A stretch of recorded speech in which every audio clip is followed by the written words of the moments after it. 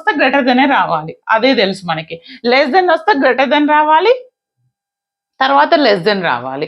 కానీ ఇక్కడ ఏంటిదని అంటే ఫస్ట్ లెస్ దెన్ వస్తేనే నెగిటివ్ డెఫినెట్ అంటాం. ఫస్ట్ లెస్ దెన్ రావాలి. ఒకవేళ ఫస్ట్ గ్రేటర్ దెన్ వచ్చిందంటే సెకండ్ కూడా గ్రేటర్ దెన్ రావాలి. ఫస్ట్ గ్రేటర్ దెన్ వచ్చింది, బట్ నాకు సెకండ్ది లెస్ దెన్ వచ్చింది అంటే ఇక్కడ ఏ కండిషన్ లేదు. ఎందుకు మేడం అట్లా అంటారు? నేను ఇది less than greater than alternate కదా, అందులో చూసుకోవచ్చు కదా అంటారు. అట్లా చూడవద్దు. ఓకే, ఇంకేమన్నా మీకు తెలిస్తే చెప్పండి, నాకైతే అంత తెలుసు. అలా చూడకుండా ఏం కావాలి, D1 greater than, D1 less than, D2 greater than, ఆ విధంగా వస్తే నెగిటివ్ డెఫినెట్ అంటాం. కానీ ఫస్ట్దే గ్రేటర్ దెన్ వచ్చిందంటే కంపల్సరీ అన్ని గ్రేటర్ దెన్ రావాల్సి ఉంటాయి. ఒక్కటి గుర్తుపెట్టుకోండి, ఇదంతా లొల్లెందుకు మేడం అంటవా?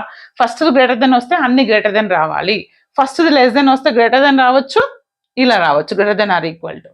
ఓకే, లెస్ దెన్ వచ్చినప్పుడు ఈ